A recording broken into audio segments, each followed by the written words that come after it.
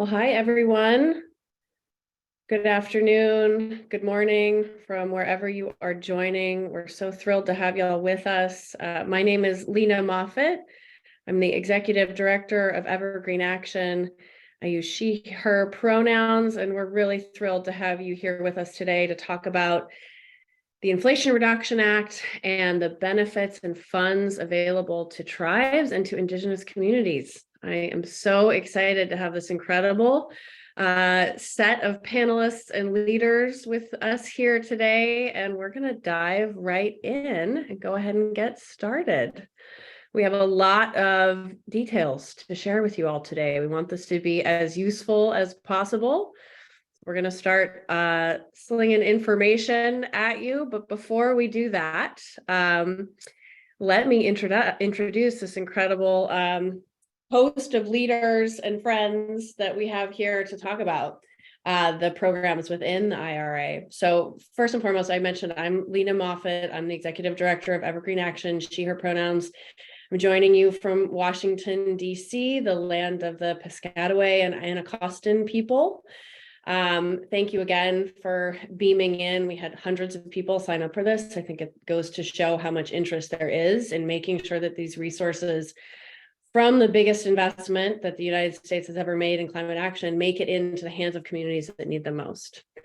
So with us today to talk about that and exactly how we can do that, I have this incredible host of leaders with us. So first, I'd love to introduce my friend Jade Begay, who is Director of Policy and Advocacy at NDN Collective. She's a citizen of Tesuque Pueblo and is also Dene and Southern Ute. Jade works at the intersections of storytelling, narrative strategy, climate and environmental justice, and Indigenous rights policy, both at the domestic and international level.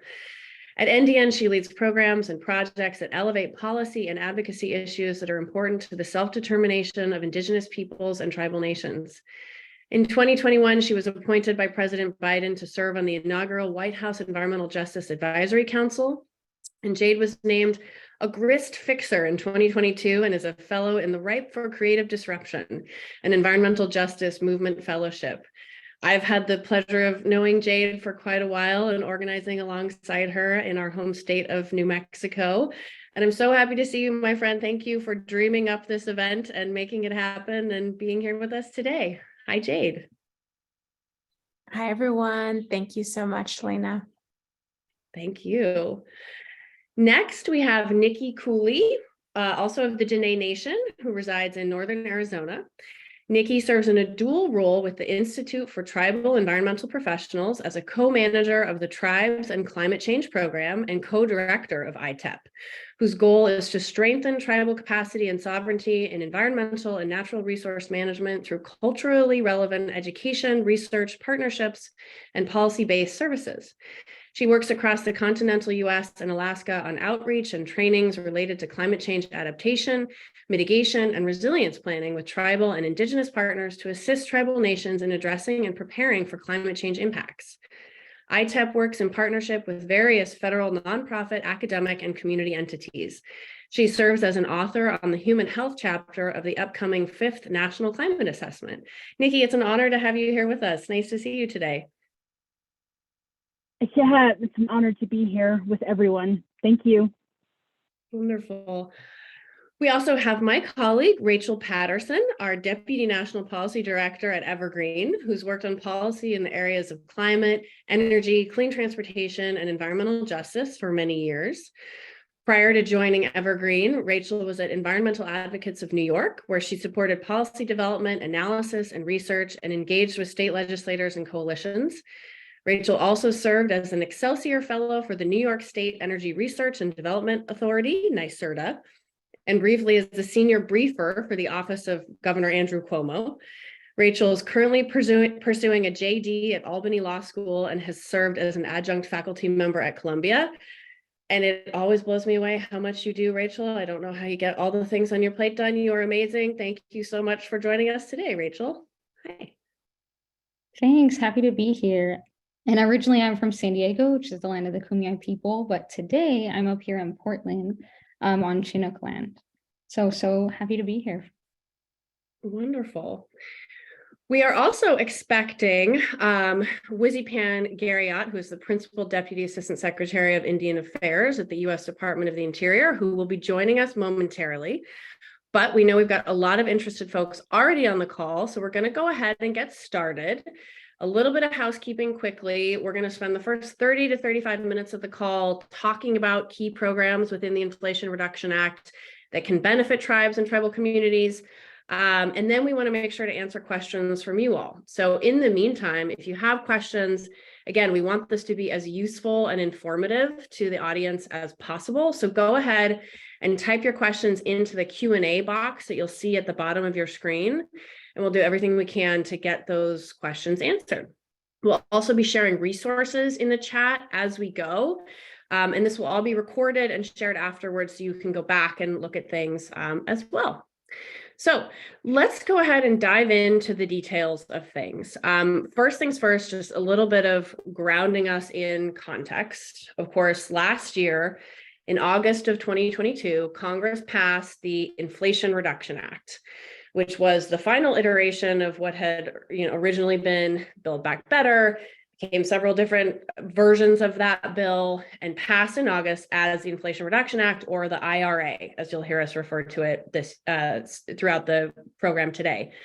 So that bill invests about $400 billion or more in climate action. And it's the single biggest investment, biggest action that the United States has ever taken to address the climate crisis. And really important about that bill, first and foremost, it came about because communities and advocates across the country, like many of you, I'm sure on this call, pushed hard for it.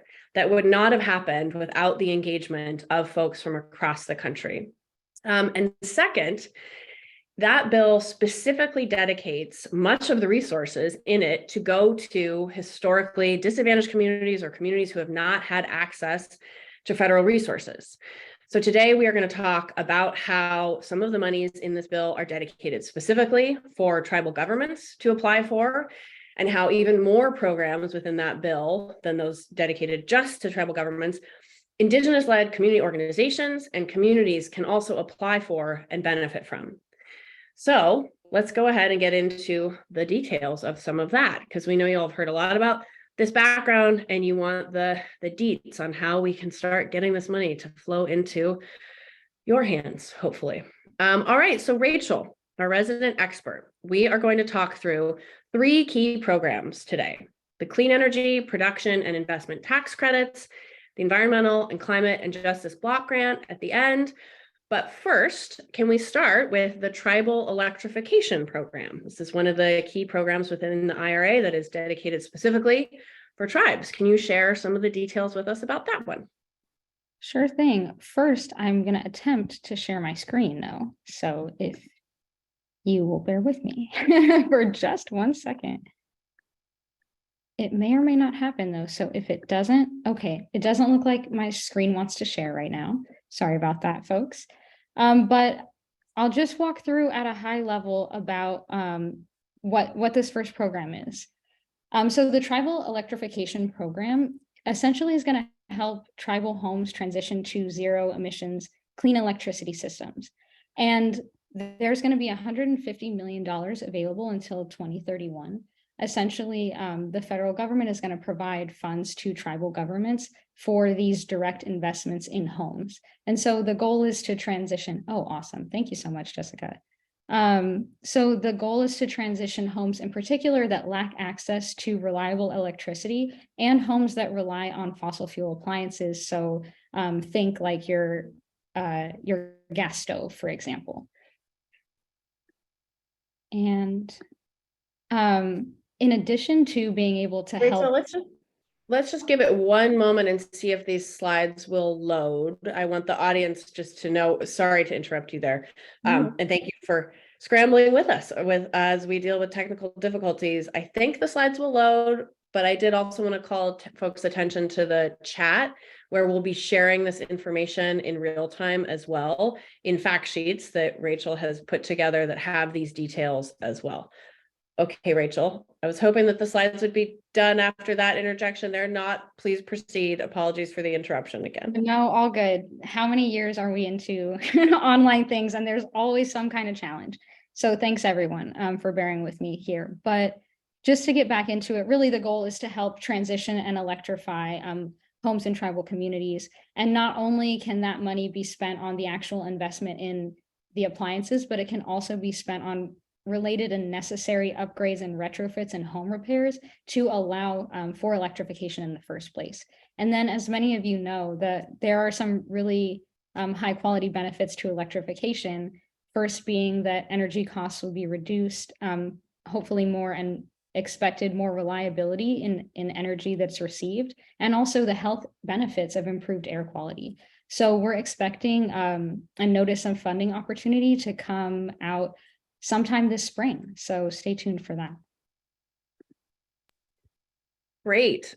Thank you so much, Rachel. And just again, we have program specific fact sheets that we have just put the fact sheet link in the chat for the tribal electrification program. So that has the details on that one. So if you didn't capture it in writing as Rachel was talking, that's okay. And then we'll share details on the next two coming up, and we can share the slides afterwards so that you can have those details in writing in another way. All right, so Rachel, thank you for talking about the tribal electrification program. Let's get into two more key programs within the IRA. First, the Clean Energy Production and Investment Tax Credit.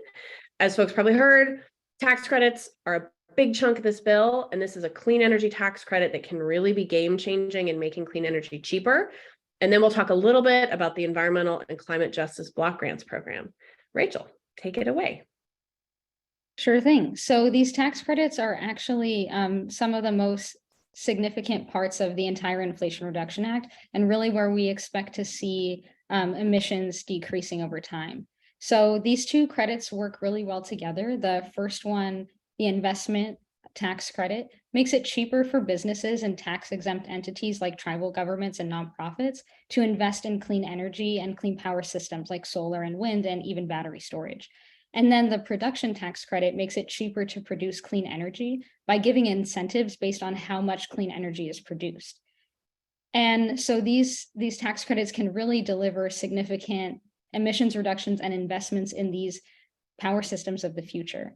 And there's a couple other factors here, which are that both of these tax credits include what are called tax adders, which are additional benefits that can be gained on top of the base credit for investing in workers, for example, through apprenticeship and prevailing wage programs, and also through investing in energy communities, which are communities that have historically been harmed by fossil fuel industries. And there's also another exciting part, which is the direct pay and transferability provisions within these tax credits, which allows for tax exempt entities, again, like tribal governments, nonprofits, states, and municipalities, to be able to take advantage of these credits by getting the upfront value of the credit. So as many people know, with tax credits, you usually have to wait until tax season, and then you have to make the actual investment, and then you get the money back. But with direct pay, tax exempt organizations and entities will be able to get that direct value from the IRS upfront, which can really help jumpstart these projects. And most exciting, these tax credits have been available since January 1st of this year, and they'll be available in this form for the next 2 years. So folks can start looking into that process and figuring out how to get up to speed on that now. And there is expected to be more guidance coming out from Treasury in the next few weeks about specifically how to do direct pay. And then, Lena, do you want me to just move right on to the block grants? Yeah, let's go ahead and talk about that next program. Great. This next program I'm really excited about. As Lena mentioned, a lot of advocacy went into this one.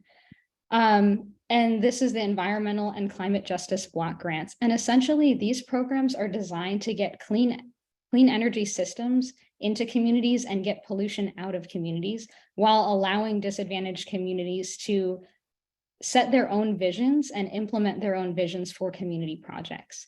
So the funds can be spent in a variety of ways. There's $3 billion for these community-led projects with the goal to target all the funds to disadvantaged communities and low-income communities.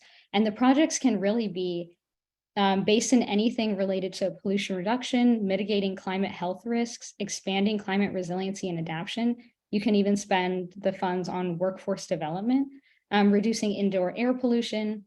And what I think is one of the most exciting parts about this program is you can literally spend money on improving your relationships with the government. So by creating and fostering deeper connections with local, state, and federal governments, because that will be necessary for disadvantaged communities to really engage in the long run and genuinely see the benefits of these investments rather than getting left behind. So with the EJ Block Grant program, there's three different programs under that currently have applications out. Those applications actually just closed last month, but we do expect that this program is going to have rolling applications with quarterly deadlines over the next 2 years. So 3 years, excuse me. So plenty of opportunity to still apply and get engaged. Fantastic. Thank you so much, Rachel. And I hope folks were able to see at least some of those details on your beautiful slides, even though we weren't able to expand them. Thank you all for bearing with us with the technical details there. Appreciate you, Rachel. And again, those details are represented in the fact sheets, and we'll circulate the slides afterwards too. All right, so into the part that folks really want to know about. Nikki is going to talk to us about the actual application process, and big shout out to ITEP for the work that you all have done for a long time, helping tribes get through these application processes and write applications that are successful. So is there anything you want to say specifically about these application processes or resources that folks should be aware of that can help them write successful? Yes, thank you so much for saying that out loud. I think there's a lot of information that's out there and it's overwhelming. The Institute for Tribal Environmental Professionals has been around since 1992 to specifically help tribes build capacity. And lately, one of those things we've been doing is providing technical assistance. I've been with the Institute since 2015, excuse me. And I just want to say that it's monumental to have an administration that acknowledges and supports tribes and their efforts to ensure their culture and land survive, because that's something we've been doing since time immemorial, or since first contact, so to speak. The dedication of federal funds is amazing. And as you mentioned, Lena, the hard part the hard part, but the most interesting aspect of it is the application and the implementation. There are so many, there's so much information out there, it can be very overwhelming. And ITEP likes to serve as one of the one-stop shops where we can either help by partnering or going through what a budget looks like, or who you can partner with, because we realize there are tribes who don't have the capacity or even the broadband. So I want to mention and make sure that all of us in this virtual room are aware of the barriers that still not only prevents but delays tribes from applying to these funds, because it requires, like I said, broadband. We have to realize that one of the difficult parts of applying is that tribes often are navigating through the different agencies and their application requirements and the different portals and the different timelines. And so what we like to do is either help get that information out there on how to navigate it and answer questions. Just last week, I was on the phone with one of the tribes from the Southeast and going through the Climate Pollution Reduction Act. Simple fact of just talking it over and what goes into it can be a huge deal for tribes. The application, it's a hard question. The applications are different, like I said, for different agencies. So it's really important to attend these types of webinars, but also go through the fact sheets and any of the tools and resources that you all will talk a little bit more about. But through the office hours and maybe one-on-one technical assistance, but also through networking. It's huge. Jade and I were on a webinar on April 26th that ITEP, NDN Collective, and representatives from the EPA, Office of Air and Radiation, partnered on this webinar where we had and featured not only NDN Collective's tools, but we also featured a tribe from the Jamestown S'Klallam tribe who had written a carbon neutral plan. That's a big tool in itself right there, Lena, right there, Lena, because it shows what tribes have done, and we can take advice and lessons learned. And most often those tribes are willing to talk about how they applied and what worked and what didn't work. So, and in closing out, Lena, I just want to mention that there are a lot, there's so much help out there, and how to navigate that is also a difficult part for tribes who don't have the capacity, but also it can be overwhelming. So I want to point people to the Inflation Reduction Act Tribal Guidebook.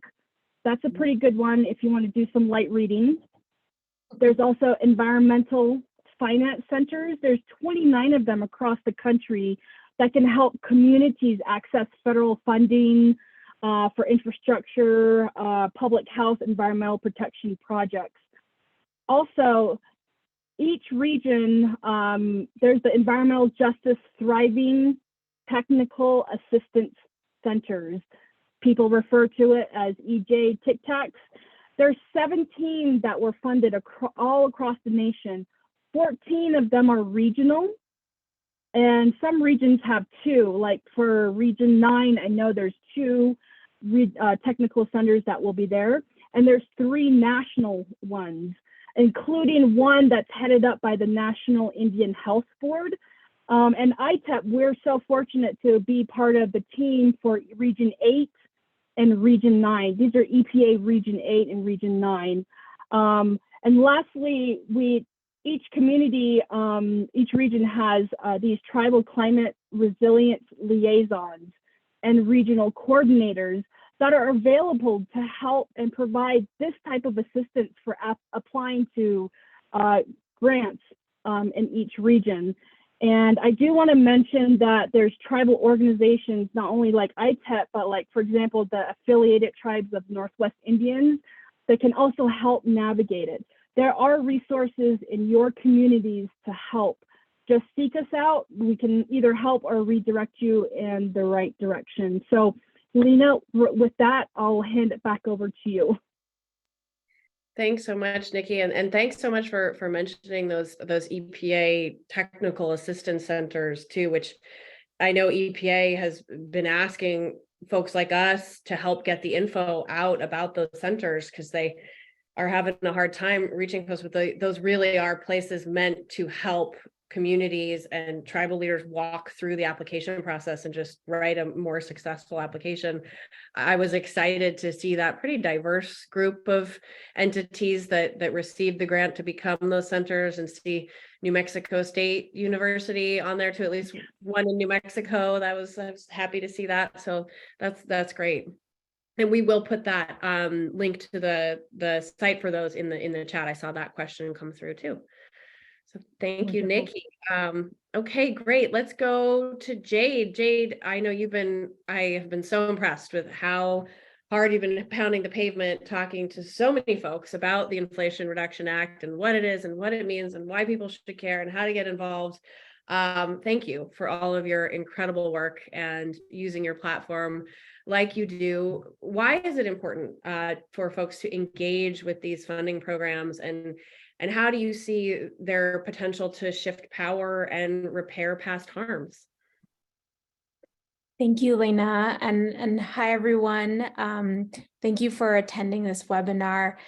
So yeah, I really appreciate this question, because I think it's my job, as well as I think really all of our jobs, especially those who are curious about these grants, to really talk about the narrative of this moment. And it's objectively a really huge moment for our communities, for our EJ, environmental justice, and climate justice movement ancestors, to see, you know, the fruits of their labor really come to fruition. And so, you know, here at NDN Collective, we have 3 tenets that really drive our work and are at the core of our mission. And those tenets, as some of you may have seen in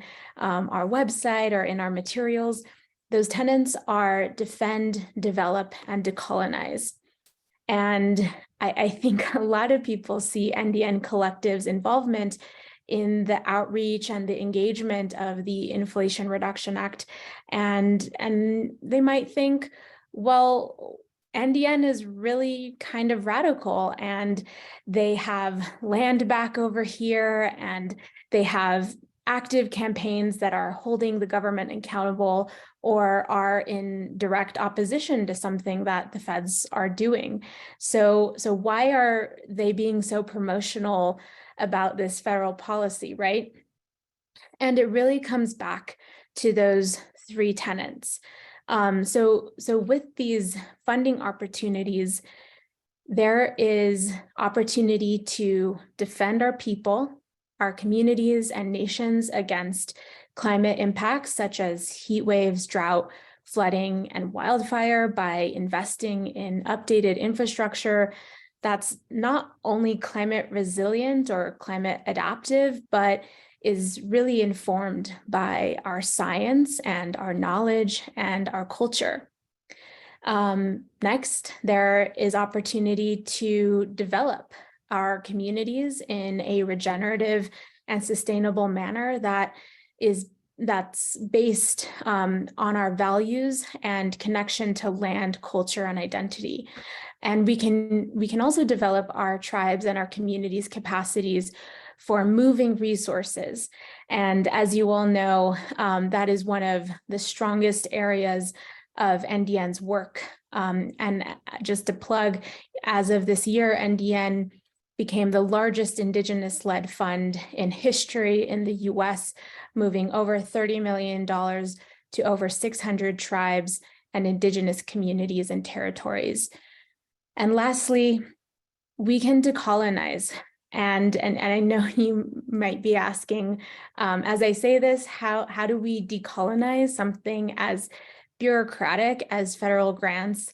Well, in many ways, this opportunity is not only about addressing the climate crisis and preparing our communities for current and future impacts, but it's also about, as you mentioned, Lena, repairing the harm that has been caused by infrastructure in the past. And tribes and Indigenous communities know those burdens very well. So the IRA investment is the largest investment into infrastructure since the building of the American highway system. And so with this historic investment, we have a chance to change what's hurt and what's overburdened our communities. Even, you know, as Rachel was pointing out earlier, there's even dollars to repair the relationship with the federal government and restore or even just begin to build trust again. And that really is, in my opinion, transformative justice in action. And then lastly, there is also, and you mentioned this in your question, this is also about shifting power. As I said, our movement ancestors are environmental justice leaders who have passed on, and those who are still with us have fought long and hard to get these resources into our communities. And not just to receive dollars just cause, but because, well, not just to get dollars just because, but to change the processes and systems so that equity is at the center of how these types of grants and dollars move into our communities. And when we change that, we change the system for years and years to come and decolonize the barriers that have been built to keep us shut out of these opportunities in the past. So not only are we, being promotional and trying to get the word out about all of these funding opportunities for tribes and Indigenous communities, but we're also engaged in the advocacy piece of this work. So since November of last year, we've been showing up at different opportunities to give public comment and write letters so that the accessibility is just that much greater for you all, for tribes. Mm-hmm.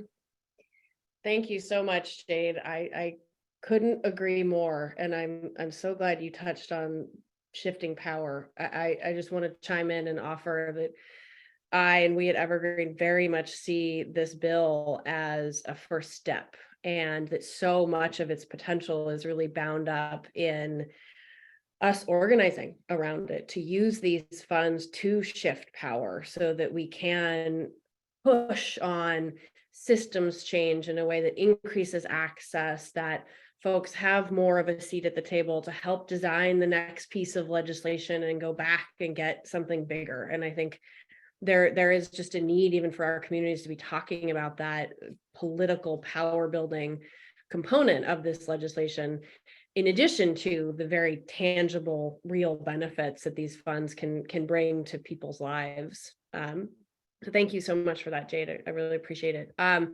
And Nikki, I saw that you put one more resource in the chat too, that perhaps I just want to give you space to call that out into the room if you want to. Another network of organizations, it looks like, that can help folks with their application process as well. Yes, that is in the chat box. I wanted to point out that I forgot to mention the what is it called? The Federal Interagency Thriving Communities Network. And they're also regional as well. So there's another network of folks that are there to help you out. And I believe like Department of Transportation and Defense, I believe Defense is part of that. So I didn't even know about that until a few weeks ago. So I just wanted to put that out there, and I did put the link in there. So thank you. Excellent. Thank you so much. Yeah, and we will be capturing all these links, and we can send them around afterwards too to participants. And I'm remembering at this point, before we go to questions from the audience, and we've already got a bunch of great questions here, I am supposed to remind folks that you can also sign up for more information and to stay in touch with us in a couple of ways. You can go to our website, evergreenaction.com. Oh, it did look like we could see that pretty well. So Jessica, if you want to put that slide back up, that was coming through pretty clearly. Evergreenaction.com/tribes has the fact sheets and a way to sign up to stay in touch with us for more information on these programs. And we will be creating more materials and sending updates about key dates, etc. Second, you can also text IRA for Tribes to 50302. So if you take out your phone, you can do that right now and get signed up with NDN Collective, this awesome network that Jade has built to get real-time updates on these programs from NDN Collective about, Jade's been doing an awesome job. Hey, this program has a funding deadline coming up. Make sure you get your application in. So text IRA for Tribes to 50302. You get those from NDN Collective, and then sign up for email programs about the Inflation Reduction Act at that link above. All right, so with that information, and again, apologies for the technical details, technical difficulties there. We want to get these details into your hands. Thanks for everyone hanging with us. We've got lots of folks on the line, a lot of great questions. I want to go to this one first because the environmental justice and climate block grants is such a cool program. I remember when the Inflation Reduction Act was first passing, like going into the text of the legislation and reading about this program, $3 billion for the EPA to hand out to community-led organizations, nonprofits to really do environmental justice work in the way that the community sees fit.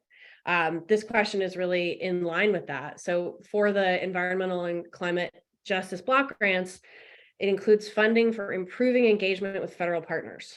Cool, that sounds pretty broad. Could money be used for travel, for example, a tribe or a group that wants to meet in person in DC with EPA staff and be able to see them face to face? Do we think funds from this program could be used for something like that? Rachel or anyone want to jump in and answer that one? Nikki, you might have more experience with this than I do, so I'm happy to have you start if you have any thoughts there. Yeah, I do. I think that's something that tribes should definitely write that into their proposal. I always say the question not asked is the one that we'll never know the answer to. So I would actually encourage that. I mean, that's specifically what that is for. So write it in. Don't shy away from it. So yes. Yeah, I would also say anything that hasn't been ruled out, you should try it. Make the most comprehensive application you can so that even if they say no to one thing, you can get funded for another thing. Yeah, I didn't see anything that said this couldn't be done when I was sifting through that information. So go for it. Yeah, and I know we've been engaging directly with the agencies too, encouraging them to be pretty broad in their interpretation of the statute. But the fact that the statute includes things, I believe, like capacity building, something like that, is exactly what this is intended for. Like the spirit of the law in many ways wants to increase accessibility and help communities engage with federal decision makers, with federal processes like this. So would say absolutely build that in, and it could help. You could write in funds to do that in your community too, to host a meeting, to pay for food and travel in a certain region in your community, and then invite an EPA person to come to you too. That kind of thing, I think, is very much in line with the spirit of the program. Okay, Nikki, did you want to get in again? Can I add one more thing? To add on to what you were saying, Lena, there are these regional tribal operation committee meetings that happen as well, where EPA staff attend from those regions. And that's also a good opportunity to write that into your proposal, to attend those meetings where you can have face-to-face meetings with them. I know sometimes they have specific meetings where EPA staff meet with the tribes. And sometimes people from other regions attend, but it's usually just for the tribes themselves. So EPA has these regional meetings happening all the time, as well as I'm putting the plug in for the Institute for Tribal Environmental Professionals, who have the National Tribal Forum on Air Quality, which just happened, the Tribal Lands and Environment Forum. And also the Information Exchange Network. We have EPA officials, project officers that attend those meetings as well. So it's a really good time to engage. So I would encourage tribes to put that into their proposals as well. So thank you. Great. Thank you, Nikki. All right, here's another interesting question from Valeria Volchovici. Apologies if I mispronounced your name, but thank you so much for the question. How will IRA and IIJA, that's the other big bill that passed, sometimes called the Bipartisan Infrastructure Bill or the Infrastructure Investment and Jobs Act, how will those two bills help tribes become truly energy independent? Is it just a matter of funding, or does this need to be paired with regulatory reform? Interesting question. So how can this help tribes become energy independent? Anybody want to jump in on that one? Rachel? I have thoughts, but I'm happy for Jade or Nikki to start first. If y'all have, okay. So always both. Funds are only ever half of the battle here. So the funds are really important. They allow us to invest in community-owned solutions, potentially, really for the first time ever, for a lot of disadvantaged communities. But as this question gets at, there are some really serious regulatory constraints. There are some states, for example, that they only allow 1% community solar per year based on state statute. We are going to need to overcome some of those hurdles, but some of this funding can be spent on it, right? So for example, with the EJ Block grant, the only thing that you really can't do is directly lobby people. But you can use those funds to create better relationships so that you can be in the room to have a say in these regulatory decisions. There's other programs that we didn't talk about today, but that we at Evergreen have information on, and I'm sure Jade has information on as well. For example, the climate pollution reduction grants, which tribes are eligible for as well. That specifically allows money for states and municipalities and tribal governments to be able to get at some of these regulatory issues, because it's recognized within, you know, within the bill that regulatory reform is necessary. So I definitely would say, like, once you get the funds, that doesn't mean, unfortunately, that doesn't mean you can stop the fight for the policies around that, but it does help us get a step closer with that physical infrastructure. And like I said, the goal, I think, would be for the infrastructure to be community owned to the greatest extent possible, which a combination of these programs can really help do. So sorry if that wasn't the most uplifting, but we're going to need to keep doing both for a little while. I think folks here are really excited to talk about both energy independence and regulatory reform. So you're right on the money. Go ahead, Nikki. Thank you for that, Rachel. And to add on to what you're saying is that this investment, that's just it, investing in communities that have always been left out. We have always been set aside. We've been we've been relocated to lands that were not familiar to us, and we've made the best of it. And so finally, we've been talking and dreaming about the need for the federal government to honor their trust responsibilities to Indigenous nations. It's here, it's finally come. But that's just the first step of it. The long-term investment in our communities is so important. And other communities, if you think about it, non-Indigenous ones, have been invested, have been getting money for a long time, whereas tribes have always been swept under the rug of being under a state.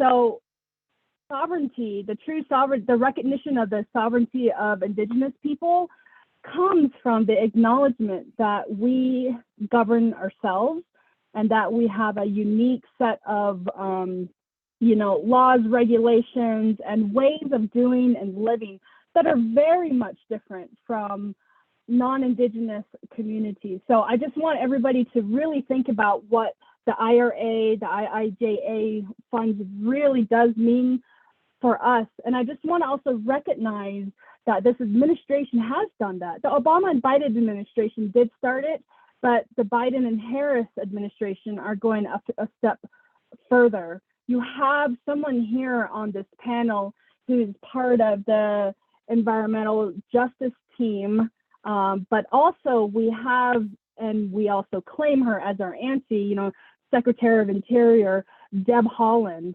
as sitting at the top seat as a cabinet member of an institution that was meant to really eradicate our people. So please understand that this is just not a matter of handing out funding. It's really investing in the long-term efforts that have been ongoing since first contact. So thank you very much. Thank you so much, Nikki. Fabulous, fabulous points. Jade, is there anything you want to say either about the WEJAC or Secretary Haaland? I know you also worked really hard to help get her in that spot, which I hope I'm allowed to talk about, but I think folks know that.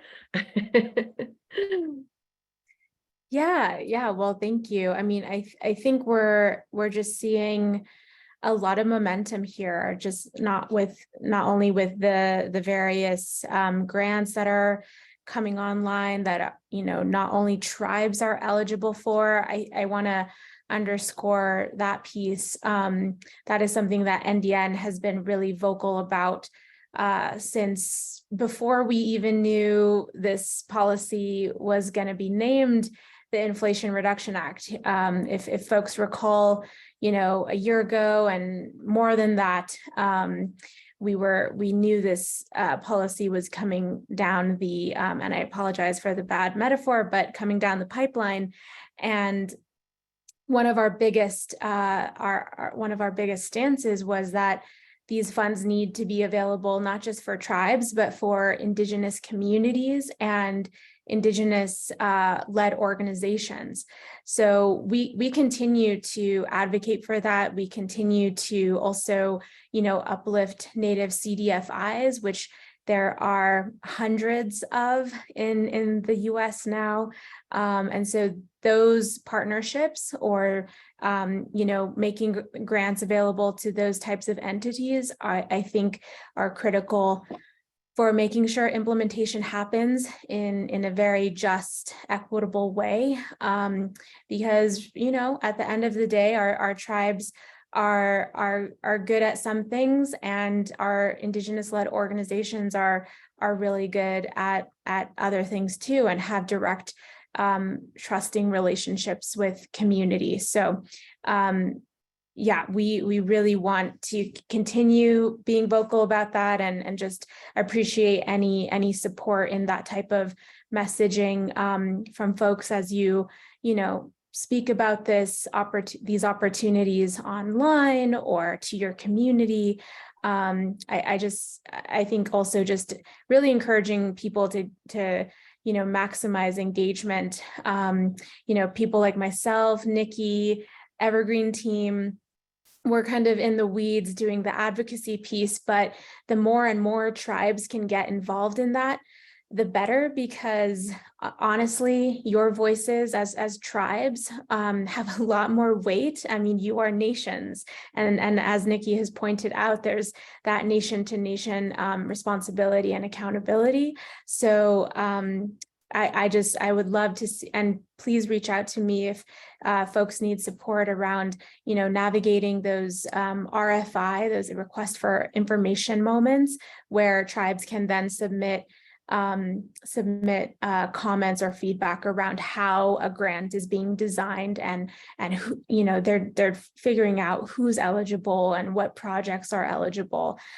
So again, just uplifting the tool that we mentioned in the chat. That's a great place to hear when an RFI comes online, and how to give feedback and input, and then how to work with us, how to work with a group like NDN around crafting comments and feedback. Thank you so much, Jade. And just a reminder to sign up for that alert network that the NDN Collective runs. That's texting IRA for tribes to 50302. And this is a good segue into one question we got about going forward: is Evergreen or NDN Collective or ITEP a good resource for asking questions about IRA and funding availability? Yes. We want to do the best we can to answer questions that come in on this front. If we can't answer it, we like to play the connector role and try and get you connected to folks who can answer it. Jade and Nikki, I'll leave it to you to share the best way you want to on contact information, but Evergreen, feel free to reach out. We have a contact on our website, and we can put that in the chat too. And that's an inbox that we monitor regularly, and we do want to be an ongoing resource here, as well as create materials that are useful for folks going forward. Let's see, we're almost at the top of the hour here, and we're so sorry that Deputy Assistant Secretary Garriott wasn't able to join us. He was called away to something else, but we will send materials around afterwards. This was recorded too, if you didn't catch everything. One final question on the environmental and climate justice block grants, or EJ block grants, as you'll often hear them referred to. Folks just were curious again about who specifically is eligible for that $3 billion grant program. And that's a really good one, because I love to emphasize where it's not just tribal governments or official government entities that are eligible, but others as well, nonprofits, et cetera. Anyone want to walk through who is eligible specifically for that program? Maybe Rachel?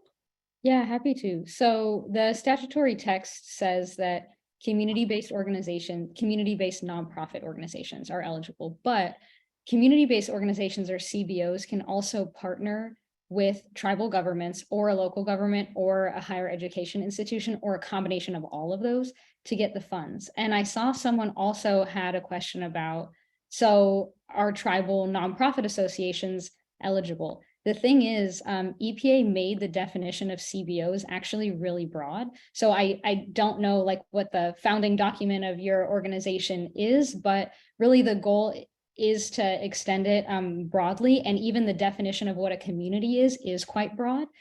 So with the goal of kind of capturing as many nonprofits as possible. So it's very likely that your organization would qualify.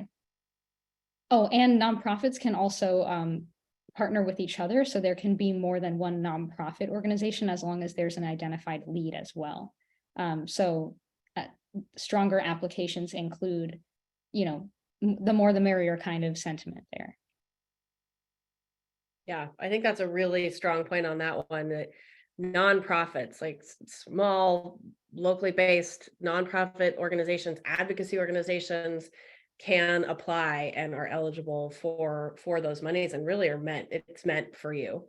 One thing I did want to just offer, in recognition that at the same time that the administration really is trying to shift things here and to get funds to communities that need them first, bureaucracy is slow and like the application process can still seem really daunting. Like Nikki talked about, there are a lot of hurdles. Like I went in myself to see what it was like to try and get into that EJ Block Grant portal, and you have to create profiles on multiple different platforms. There are deadlines that come up. You have to do things like provide financials. So I want to be transparent that like if you go in and click on it, it can seem overwhelming. And yet the intention is to get these funds to groups like yours, to tribes, and Nikki, Jade, Rachel, and myself really want to be offering up our organizational resources to help navigate those processes that can feel overwhelming. You all are professionals and have probably done these applications way more times than I have. I just want to be real that they can seem daunting. And the whole point of today is we are in this together. We want to persevere in this together to get resources to communities that need them. And there are resources to help you walk through those processes. Jade, I see your hand. Yeah, to that point, I think I would just like to share if folks have feedback on, these portals, if you're already experiencing challenges, and just overall feedback around how, if you're, coming from a tribe, if you've not been engaged at all by an agency, or if you think the engagement or outreach from EPA or another agency could be stronger and have recommendations, please send those recommendations our way. We don't want to speak for you or on behalf of you, but with you, and I'd be happy to follow up after this webinar and find a way that we can strategize together around getting that feedback to these agencies, because they need to hear it. And we have how many more months of grants rolling out, the rest of the year at least, and maybe more. So there's still time to give your feedback. And I just want to say that it's really valuable, and we're lucky in many ways that this administration wants to make these grants accessible as possible. And so let's take advantage of that. Excellent. Thank you so much, Jade. Really appreciate that, and for your service on the White House Environmental Justice Council. I know you do a lot of listening and hearing from folks and trying to lift that up to really powerful entities. So thank you for being that access point, and for the work of the WEJAC. We are almost at the top of the hour. We have a couple more questions coming in about sharing these resources and recordings of the webinar today. It was recorded.